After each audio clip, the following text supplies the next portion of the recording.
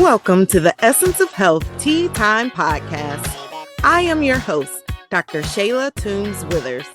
As a double board certified family and obesity medicine physician with over 12 years of experience in medicine, I teach motivated individuals how to achieve their desired quality of life while preventing and reversing chronic diseases.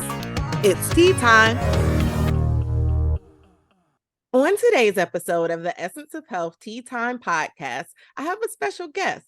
Dr. Anita Lwanga is an exercise physiologist, general internist, geriatrician, and assistant professor of general internal medicine at the University of Saskatchewan.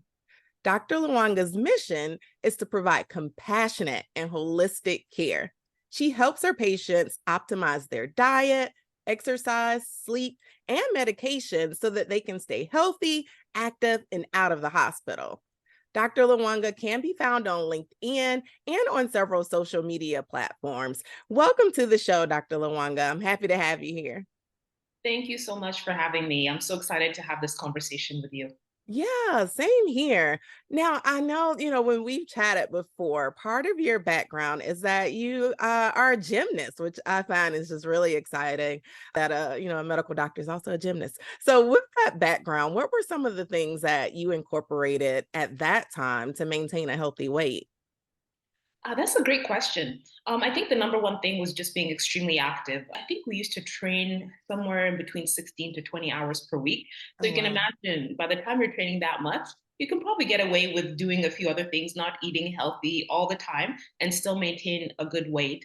But I was lucky that the gym that I trained with had a nutritionist come and talk to us. And they kind of told us, these are the foods you should focus on if you want to maintain your energy levels. We talked about eating while you're working out so that we could sustain our energy levels during the whole training period. So that was very helpful. Other things that I found that were very helpful, and I was kind of experimenting on myself, were ensuring that I slept enough. I actually noticed my performance would suffer if I slept less than 7 hours per day, and I'm like, oh, okay, sleep is important. So if I sleep more, I'm gonna perform better. So I'm going to talk a little bit more about how sleep impacts us in terms of maintaining our weight later on. And another important thing that people who are athletes might know, but people who are not athletes might not know, is the addition of what we call conditioning or resistance training. In addition to what you do as an athlete in terms of your skills, you also have to do additional training to ensure you're strong enough to maintain those skills and also to support your body weight and ensure that you're not injured. But we did very basic things such as chin ups, climbing the rope, lunges, and we all hated those things. But over time, you'd notice how they improve your day-to-day performance. So those were the three things: eating well, sleeping enough, and resistance training. Yeah. That makes a lot of sense. And also, like you said, you were so active at that time. So, even if you had a bag of chips here and there, it didn't make so much of a difference because you were so active. And I don't know about folks that you see, but in my practice, a lot of times they'll say, well, I want to get back to that size I was in college, or I don't understand now why I haven't changed what I've eaten in years, but now I gain weight when I didn't before. And so I think even just those things that you recognize that was different at those times make a big difference in maintaining that healthy weight. Absolutely. Yeah. And so now, along your personal journey, what were some of the factors that may have contributed to your personal weight changes? And then at what point did it come to where you sought out a nutrition coach? That's a great question. I think the number one thing probably that contributed to me struggling with my weight was probably workplace related stress. I think you can relate to this as a physician, and even non physicians can relate to the stress that you go through, no matter what you're doing or just your day to day life. And a lot of us tend to use food to cope with our stress. So for me, I was like, I don't have time to cook breakfast, especially during residency. It's like you have to be at the Hmm. hospital at like 6 or 7 in the morning, so you're lucky if you eat breakfast or you can find a Starbucks to swing by. My habit was like chocolate bars. I was like, I don't have time to eat. I'm gonna put a chocolate bar in my pocket. And by the time it's 11 o'clock, you've had a couple of coffees and a chocolate bar. And that is really not setting you up for success. That's like really setting you up for, more insulin and caffeine spikes. And then you want to eat more sugar and you keep going and you're more likely to make bad choices. Another one that I think was very important, which I didn't recognize until a couple of months ago, was lack of sleep. When you don't sleep enough, you're more likely to make poor food choices just because your mind is not working the same way. On top of that, there are hormonal implications to not sleeping enough in terms of your weight. If you don't sleep enough, your cortisol levels remain elevated. And cortisol is an important hormone. It helps us get going at the beginning of the day. But if your cortisol remains elevated throughout the rest of the day, you have difficulties losing weight. You tend to retain water around the center of your body, and you're always in this fight or flight kind of stress mode. So your body thinks it needs more energy, and you're going to keep eating. And your body also has more insulin resistance as your cortisol levels are high. And then another implication of not sleeping enough is that you have two hormones which don't reset. One is called ghrelin, and ghrelin is the hunger hormone. So your ghrelin levels remain elevated. You want to keep eating. And then your leptin, which is the hormone that makes you feel full, it remains low. So it's so important in terms of, making sure you sleep enough. But during residency, you don't sleep enough. And then a lot of us get used to not sleeping enough, whether you're a physician or not. You think I have too many things to do. 7 hours, that's the soft life. I don't have time for that. I gotta hustle. And we're really setting ourselves up for having a difficult time losing weight. And just going back to this whole thing with sleep, I'm talking to my brother and he's like, oh, I want to lose a little bit of weight. So I told him a bunch of different things and he's like, I'm just going to take sleep. Like he just through the diet, the workout One stuff, thing. and I think he used to sleep like 4 or 5 hours and he thought he was functioning well. And I think he bumped it up to 7 hours. In 1 month he lost 11 pounds just by sleeping alone. So that's Wow. Yeah. really powerful how just sleeping can really change your weight. And then I think the last thing that contributed to me struggling with my weight was not cooking. I'm like, I don't have time to cook. And Starbucks or DoorDash, Uber Eats, all of those are my favorite. And the thing is that the food industry wants us to buy more food. So what do? They put substances in their food that make it more addictive, especially sugar. So you might not think there's a lot of sugar in some of the foods you're eating. You're like, I'm selecting the salad. Guess what they put in their salad dressing? Sugar. Or you select some kind of wrap, all those barbecue sauces, everything, they're putting sugar. So you want to go back and eat more and more and more. So even if you're trying to be conscious of what what you're selecting when you eat out, in addition to the sugar, there's also salt, and salt makes you retain water and your weight will go up. So it's there's a lot of things, but for me, those were the main ones. Right. Yeah, yeah. And it's funny that you say residency because it makes so much sense. I honestly feel like that's probably when I was most unhealthy as a resident physician too. And I went through residency in from 2007 to 2010. And so things like DoorDash and Uber Eats, those things, didn't even exist at that time. So I recall, in the evenings when you be there, and like you said, you probably hadn't eaten all day because you're so busy working, or if you did, it was like a bar or a coffee or something of that nature. And then by the time you actually get to sit down and eat, everything's closed except you could get, pizza delivery or like I think we had like some kind of fast food hamburger joint in the hospital. And that was it. You know?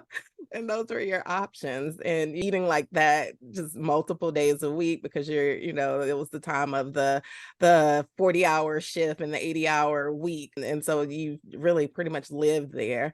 And it was all of those habits, will catch up to you with the poor eating and then the lack of sleep on top of that, then the stress on top of that, because you have all these other things going on.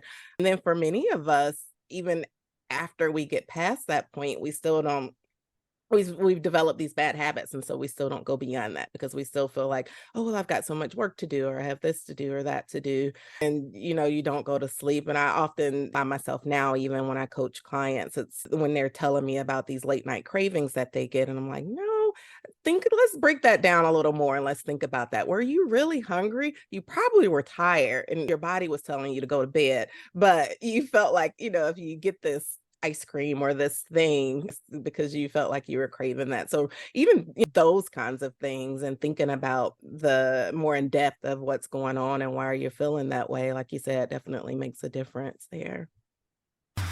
If you're frustrated with your weight, taking more medications than you'd like to, have been told that you are at risk for the development of a chronic preventable disease, or just are not feeling in the best of health, then I'm talking to you. Why? Because you're tired of fat dieting. You know it's time for a change, and you want a sustainable plan to improve your health. If you have found yourself at this place in life, well, I have developed a program that's just for you. It's called The Essence of Health, and it's your prescription for transformation. My goal with this program is to give you the tools needed to create sustainable lifestyle changes within a group coaching setting, along with one-to-one individualized coaching to give you a personalized path to health that's just for you. The benefits are priceless, so join today. Head on over to eohcoaching.com to learn more. The essence of health is in you. And now, when you was working with the nutrition coach, what did you find that was most helpful to you beyond like the typical dieting process? Wow, that is a great question. There are so many things, but I think I'll say the top two would probably be like number one, having accountability. Because we think, even if we think, we're pretty honest with ourselves, we have blinders. So I thought at baseline, I'm like, I eat pretty healthy. Okay, sure. Yeah, to other people, I eat pretty healthy. But once you have somebody saying, "What did you eat this week?" and then your weight doesn't budge, and they're like, "Okay, start writing down everything you ate. I gave you these instructions. Are you really following them?" I'm like, "Yeah, yeah, I'm following them." And then I start writing it down. I'm like, "Oh, okay. I took a little bit of extra milk here, and it's just very small things." Or, "Oh, yeah, I added a little bit extra carbs than I was supposed to do." And just those small changes actually make a big difference. Or, "Oh yeah, I work out. I'm doing my fasted cardio." And then you count how many days you went that week. You're like, "Oh, it's supposed to be one day instead of." And he gave me something like a minimum, like 3 days a week, and I'm like, "I'm doing it." And you write it down. You're like, "Oh, 1 or 2 days, not even 3 days." So that accountability process and auditing, and then going over that with somebody else, because even writing it down, you think you're okay, but when they point out small things like, "Oh, the milk you're taking, yeah, but do you know that kind of milk has extra sugar? Did you really take like the low calorie milk?" You're like, "Oh no, I did. I thought I'd be fine." But no, Yeah. And then no. as it accumulated, the other part you probably didn't think about too. Like, yeah, like, yeah, I did this, little thing, but yeah, you did it 5 days a week. So, now it's multiplied. 100%. And then the sleep for me was huge. I don't know how it was for you in medical school and residency. You kind of learn peripherally about, the importance of exercise and the importance of diet, but we really don't talk about the importance of sleep. And I think it's also the culture of medicine. It's like you're praised the less you sleep. Yep, Like, I agree. Yeah, which is yeah, terrible. Yeah. yeah, like it's like, you're supposed to do everything as a physician. You're supposed to have this crazy life, go out, do this, do that, and come back and be fresh and be able to think and be able to write these tests without sleeping. So just seeing the relationship in between sleep and also night shift working, like the weeks I worked night shifts, okay, say if I was working out the way I was supposed to work out, I was eating properly, but I was, having that shift in my schedule, my weight wouldn't budge. And then he'd be like, "Okay, so what happened? Let's review your sleep. Did you really get enough hours?" And even if I did, just having that shift back and forth actually affected my body significantly. So I was Mhm. like, "Okay, I have to read more about this." And I'd ask him, "Is sleep really that important?" He's like, "Yeah, like, it really makes a big difference." So accountability and sleep are huge. Yeah. Yeah. And even you think back to those times where you were on call. So yeah, you might have had, a certain number of hours that you thought you had, but it was broken up because you had to answer the phone and, return a call or do those things. Or even a lot, I'll hear from moms because they have to get up with the baby. Baby may be waking up 3 or 4 times at night. So yeah, you might have, went to bed at 10 and didn't really get up till, 6 the next morning, but you really didn't get good sleep because it was broken up. And so that's another important thing that I feel a lot of people miss too. Now, so going back into honing on food, what impact have you found that food itself has had on weight management, either with for yourself or for even those folks who you work with? Wow, I think food is so important. We really underestimate how important food is in maintaining our weight. And the coach that I worked with would say something like, I might be misquoting him, but like food is 90% of the equation. And his background is actually as a competitive athlete. He was a professional soccer player. And then thereafter, he went into bodybuilding and joined gyms. And he talks about like what inspired him to focus on nutrition. He was helping people train, but their bodies weren't changing. And he'd noticed that they'd spend like, come in 6 days per week, their body wasn't changing. So once he honed in on the nutrition, even if they're not working out very hard, their body would change. So I think for myself as well, I probably don't spend as much time as I should in the gym or working out, but just, changing my nutrition has had such a huge impact. So in terms of very specific things, if we look at nutrition, things such as avoiding a lot of high glycemic index foods. For myself, I have a sweet tooth. I don't know about you, whether you like, sweets, I'm not but so much a sweets person. I'm more of like if I go for a snack, it tends to be more salty kind of snack person. Yeah. okay, I understand. Maybe like the salted pretzels covered in chocolate, something like that. Or chips. Just I would straight say old like chips. if I have to limit my kettle chip intake.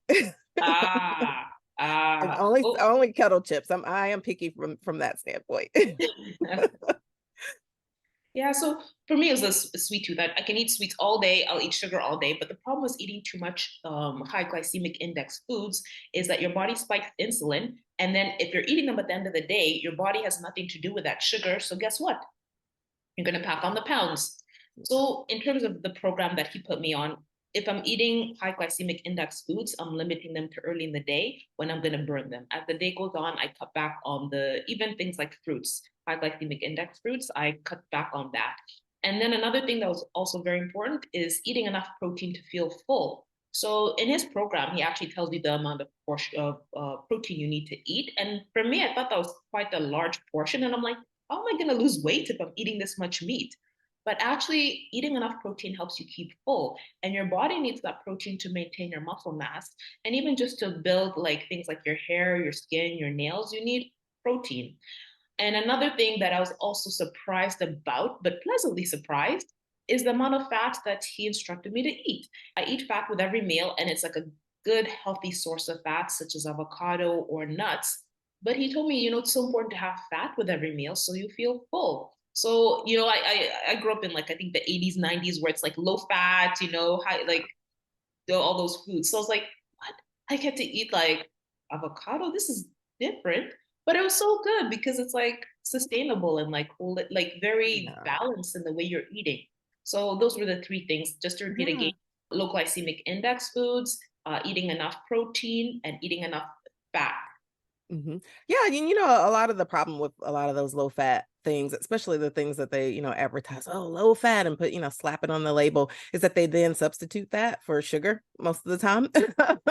So yeah, it may be low fat, but then they've added a bunch of sugars just because they want you to eat it and they want it to taste good to you. So they've got to do something to make you still want it. But yeah, and then that, that also speaks, like you were saying, with the dietary changes that you made, how we're not all the same. It's not always a one size fits all. And, what may work for some may not work for other people. And you really honing in on those things that worked, for you, which sounds like, was very helpful to you, and which was important. And then also with the glycemic index, one of the things that I found that's been helpful with individuals I work with is to have them use a continuous glucose monitor, especially if we think that insulin resistance is, playing a part in their weight and them being able to achieve a healthy weight. And even just seeing that it's, it serves as an accountability piece, like what you talked about. So even, seeing that when they eat certain things may spike their blood sugars higher than if they eat other foods that may, help them to stay more at a steady state. Because yeah, that can play a part too, also in that weight management. So yeah, thanks for sharing those things. And now with that in mind, with all the different diet claims out there, what are some of the things that you recommend that folks differentiate, finding what may work for them and how they can actually use that food as fuel for themselves? That's a great question. I think one of the most important things when you're looking, say, at a program or working with a coach is to assess whether it's sustainable. I think it's so important to select somebody or select a plan that's sustainable that you can manage the rest of your life. Because whatever you do right now, you're going to see the results in the months to come. And then if you stop doing it and you go back to what you did before, your body will go back to what it was before. So you want to select a plan that you can live with for the rest of your life. I think that's extremely important. And select a coach that is able to work with you, able to work with your schedule, and able to make something that, as you were saying, is customizable or fits your specific lifestyle and your specific challenges. And then I think another thing, going back to the question or the specific thing that you pointed out, using food as fuel. So if we look at our bodies, say, as something very valuable, like if you had a Ferrari, very expensive car, you're not going to put the cheap gas in it. You're not just going to say, Right. oh, here's diesel. I'm going to put diesel in my car. No, you paid a lot of money for that car. You're going to pick the high grade gas for sure. You're not going to pick any cheap old, whatever, second grade. No, you're going to pick the high grade gas. So I think we need to look at our bodies the same way. These are very expensive, more than vehicles and more valuable than vehicles. And we only have one body. So as we're selecting foods, we should think in that sense. I'm selecting foods to fuel my body, to give me energy to keep going. And you need that energy not only to keep going now, but it's going to impact your future as well. So, with that in mind, do you want to select the donut, which is not that high quality fuel? Or would you rather select, say, something like blueberries? They're high quality. Maybe, yes, they're more expensive than the donut, but it's not just about the impact on your body right now. It's about the impact in the future and the nutrients you're getting from that. Like donuts, I don't know about, I haven't studied them beyond maybe the calories and the fat, but I don't know how many different types of vitamins and minerals. And beyond that, there's something called phytochemicals. There are different nutrients that our body needs. So anything that's like green, blue, or has like different vibrant colors tends to be high in phytochemicals. I don't know unless they add those things to certain donuts, it's like, a bougie kind of like high end donut that they add Yeah, those things I like to. a green tea donut or something Yeah, like that. okay, maybe green tea donut, perhaps, but you're more likely to get those high quality nutrients from foods that are in their natural form. So, really keep that in mind in terms of selecting foods that are in their natural form. And I've had somebody ask me, well, life is so expensive right now with inflation. Like, what do you tell people when you're trying to advise them to eat natural food and it's so expensive? I agree, it is expensive, but again, looking at our body and looking at the impact, if you eat unhealthy foods, you might not pay now, but you might pay in the future if you develop a condition like diabetes or heart failure. And you can shop around. You don't have to go to like Trader Joe's and, well, okay, Trader Mhm. Joe's is okay, but I think Whole Foods is the one that's super expensive. Yeah, yeah. And even with that, I tell people a lot of times it depends on what you're buying. If you're buying those whole unprocessed foods, it shouldn't be that expensive for you. You can buy things in bulk. You can get beans, you can get oats, you can get brown rice, all of those things you can get pretty cheaply, typically less than $3 a pound in most places for those bulk foods. You can go to farmers markets. You can get fresh vegetables for cheap from farmers markets. I have some folks, here we have a lot of the CSAs, the shared things where they'll, give you a whole box of fresh produce every week that you can have, and it comes from farms. Farmers will, sell you this box of food. So there are ways of getting these things. Now, when we think about, more of those kind of things that have been made from like vegetables, like your veggie burgers or those more processed things, yeah, those are going to cost you, a lot more money. But most of us, we shouldn't, be eating those things, especially not as a predominance of our diet anyway. So yeah. Absolutely, absolutely. And my favorite Aldi's. I remember when I was Yeah. in Chicago, people would come in with their Whole Foods and Trader Joe's bags to Aldi's and put their Aldi's groceries. Right. But they're things. So, I mean, if it's Yeah. gonna bother you, grab your Whole Foods bag and go to Aldi's. You'll find good prices Right. there, or like even a farmer's market. Yeah, yeah, for sure. Yeah. And now, so you briefly mentioned cardio fasting. And so, what other components have you found that are important when it comes to achieving and maintaining a healthy weight? Yeah, thank you for bringing that point back. Fasted cardio. So fasted cardio is a concept where you do your cardio first thing in the morning before you eat. And the reason you're doing that is because your body doesn't have a lot of glucose in it. So in that case, what it has left as a source of fuel is primarily fat. So as I mentioned, I eat most of my high glycemic index foods in the morning. So I have a chance to burn those foods as the day goes on. And then, of course, we go to sleep and our body will burn whatever's left in terms of fats or carbohydrates. There might still be a little bit of glucose stored in our liver and in our muscles. But if we wake up and start walking, and there's a specific target heart rate where we maximize the fat that we're burning, and that target heart rate is about 50 to 70% of your heart rate max. And if you want to find that out, you can Google the formula, or you can use your Fitbit or any kind of heart rate monitor. And then you need to walk for a minimum of 40 minutes and even up to 90 minutes. So the way our body burns fuel, initially in the first 20 minutes of working out, our body will use the glucose. And then as time goes on, especially around the 45-minute mark, our body switches to burning fat. And the longer you go up to 90 minutes, your body's burning primarily fat. So if you've done that, eaten your high glucose foods in the morning, burned it throughout the day, then when you wake up in the morning, your body doesn't have much glucose left and it'll burn mostly fat. And you'll notice without working very hard, you're going to become quite toned because your body's burning that layer of fat on your body. So that's what I mean by fasted cardio. And I think my coach recommended I do on like minimum 3 days a week. That's not a big commitment. If you can commit up to 6 days per week, you're going to really see a big difference in your body without spending hours at the gym. And another thing that my coach recommended, which I love, is pairing the fasted cardio with another activity that you do. For example, for him, he's a spiritual person. So he's like, I pray in the morning while I'm walking. He's like, I get amazing downloads. If you are a spiritual person, you can try pray during that time. If you listen to podcasts, you can listen during that time. And imagine starting your day that way. You've already got your workout done. You've done something positive for your spirit or your mind. The rest of the day, whatever else happens, you're going to have a great day because you've done something for yourself. And I really also tell my patients to do that, or even just friends who are interested in how to maximize their workouts and how to maximize fat burn to try this. Yeah, yeah. And that makes a lot of sense too, especially like you said, doing something for yourself that first part of the day for a lot of us. We get so busy as the day goes forth. And a lot of times that first part of the day really is the only part of the day you have control over. So yeah, that's a great time to definitely get that workout in. And then like you said too, that makes sense with burning fat too, based upon your caloric intake and what that has looked like for you. Yeah, yeah. And so before you leave us, Dr. Lwanga, what is, if you had just one tip that you would give someone who was looking to make a change towards a healthier weight and they were looking to do that like right now, what's that one tip that you would share with them? That's a great question. And I think I like that question because all of this information can be so overwhelming. And Yeah. people just need like one simple step, like, where do I start? So, what I tell people is, and this is not something that I said, I have to find out who made this quote, but I like to tell everyone, if you're looking at food, ask yourself, does it fly? Does it walk?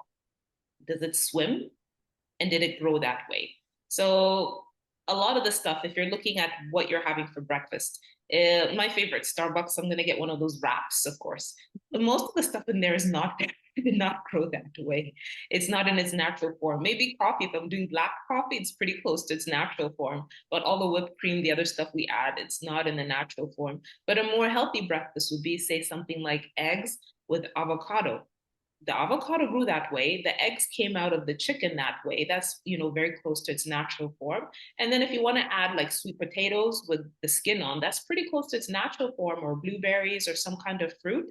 That's a very balanced breakfast, very close to its natural form. So just making those small tweaks and asking yourself that simple question, over time, you'll find yourself starting to enjoy the foods in their natural form. And when you start to eat those foods that are processed, you'll be like, oh, this doesn't taste as good. But that's a very simple place to start. Yeah, and that's a great definitely. I agree. Definitely a great place to start. Just cutting out those processed things and just going more of those whole foods for sure, for sure. Thank you. And so how can my audience connect with you if they would like to learn more about what you do? Well, as you mentioned, I'm on all these social media sites. LinkedIn, it's Anita Lwanga. The last name is Lwanga. On Instagram, it's at Lwanga MD. On Twitter, at Lwanga MD as well. On TikTok, Dr. Lwanga. and on YouTube, Dr. Lwanga as well. I think I'm most active on Instagram and LinkedIn lately. The rest of the site's not as active, but at least if you want to get more nutrition tips, you can follow me there and just watch the different videos. And if you have Awesome. any questions as well for your audience, they can feel free to DM me or send a message, and I'll try answer those questions when I make videos in the future. Wonderful. That's great. Thank you so much for sharing that. And then I'll be sure to put all of those links in the show notes. So, audience, if you're listening, definitely take a look at the show notes so that you can connect with Dr. Lwanga. Well, thank you so much for coming on the show. Thank you so much for having me, Dr. Toombs-Withers. I really appreciate you taking the time out to chat with me, and I love what you're doing in terms of helping people have a more healthy lifestyle and like a more holistic lifestyle as well. I think it's awesome. Please keep sharing your knowledge and keep doing what you're doing. Thank you. Thank you. Thank you for joining me today on the Essence of Health Tea Time podcast. Click the subscribe button on your favorite podcast platform so that you never miss a moment of the Essence of Health Tea Time podcast. Check out the show notes to obtain your free tips for healthy living guide to get you started on your health and wellness path. Follow me on social media at Essence of Health Wellness Clinic on Facebook, Instagram, and YouTube, and at dr.tw@eohwc on TikTok. Interested in becoming a member of the Essence of Health coaching program? Well, head on over to www.eohcoaching.com. The essence of health is in you.